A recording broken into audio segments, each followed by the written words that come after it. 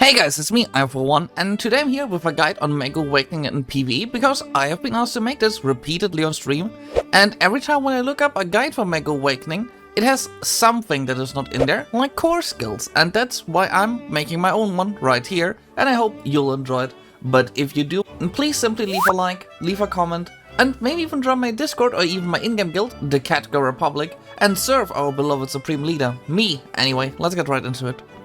First off, you might notice a thing where my entire hotkey bar is simply one skill, and that's for a reason, because your E buff, in fact, cannot be triggered by pressing E, instead you have to drag it into your hotkey bar. So simply drag it into a slot, keep an eye on it, because this buff is massive, and if you do not have it running, it is basically a night and day road difference. So make sure to have it running on cooldown and just run it non-stop, as much as you can. Alright, so first let's talk skill cores. Skill cores, the one I would pick is this one right here, Twirling Rhapsody, simply because it is a skill you will use a lot, and it adds a floating effect to anything that you hit, and considering that floating is a damage bonus and also CCs the enemies, that is a pretty nice bonus.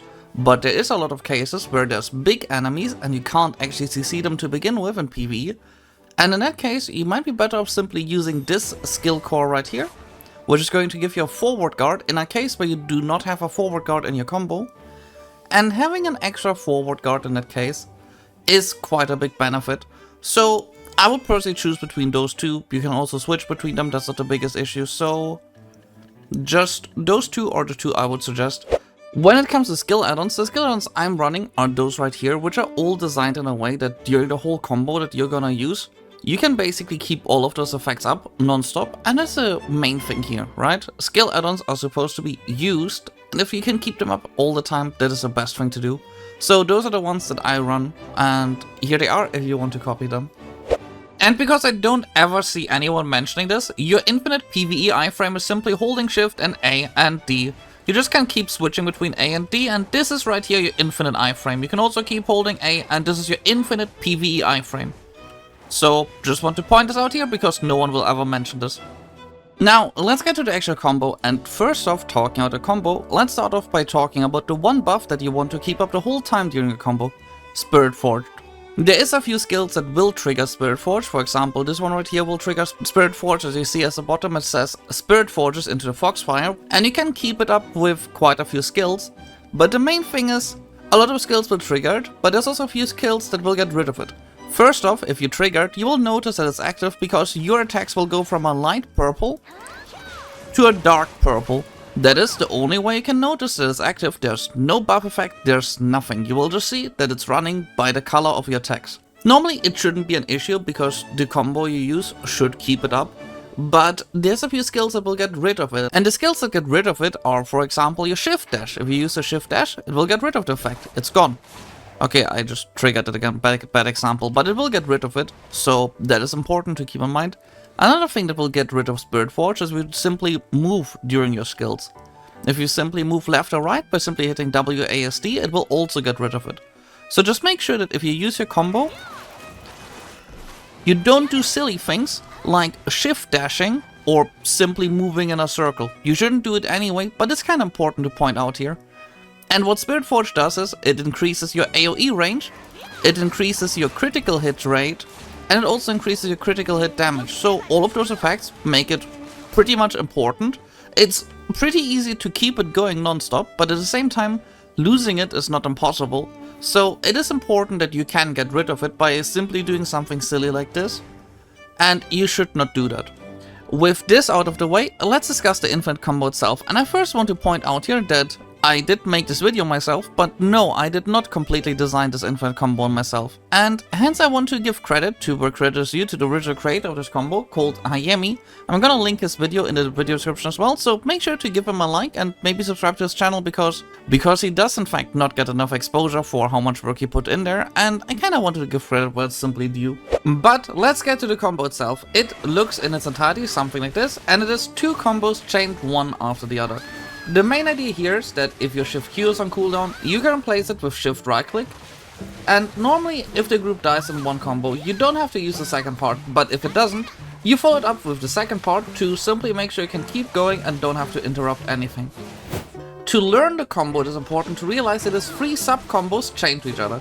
I displayed the 3 parts on the screen right now, and realizing it is 3 small combos chained together makes it a lot easier to learn. And once you're decently confident with this combo itself, you should make sure to keep in mind that you stay behind the NPCs to back attack them, especially with big NPCs that you can't CC. So for example, sometimes it's better to not hit F to jump in front of them, but rather hit Shift F and follow it up with F afterwards, so you get the 12 seconds buff, but not jump in front of them and then frontal attack them instead of back attacking them.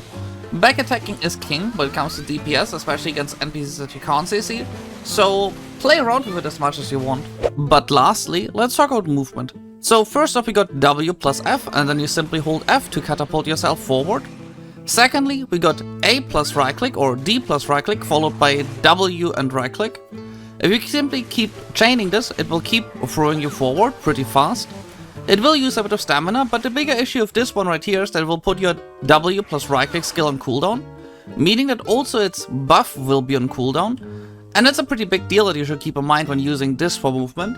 And the last thing you can use for movement is simply holding W and Shift. This will also be on cooldown. It's 2 skills that have a separate cooldown. So if you keep holding Shift, you'll be a lot slower. So it's better to simply chain those 3 options you got. For example, you can do hold W, then do A, right click, D, right click, and then simply go Shift, Shift, and then your W right click skill should be off cooldown again. If you keep chaining it like this, you'll be incredibly mobile of this class, so simply keep that in mind. Alright, but let's talk about the positives and negatives of Maegu Awakening. First off, we got the positives, which is it is rather low APM, it is very high single target damage, therefore it is actually pretty good for things like Black Shrine bosses and endgame spots. And on top of that, it is a very high mobility class, meaning you're very mobile, you can move around pretty quickly, and that should be the biggest issue. Then its E buff is also incredibly crazy, as in how many stat bonuses it gives you.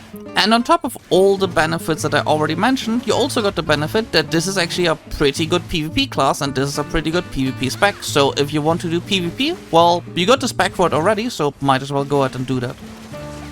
But obviously there's negatives, and there's quite a few negatives. First off, no, this is not the fastest grinding class, by far. It is not the fastest, it's middle of the pack, it is pretty alright. You're not going to notice too big of a write-off when it comes to how much money you make, but it is still not the fastest. And on top of that, its AoE is pretty small. You might not notice it immediately, but like you saw right here, one of the scarecrows was not even in the AoE range.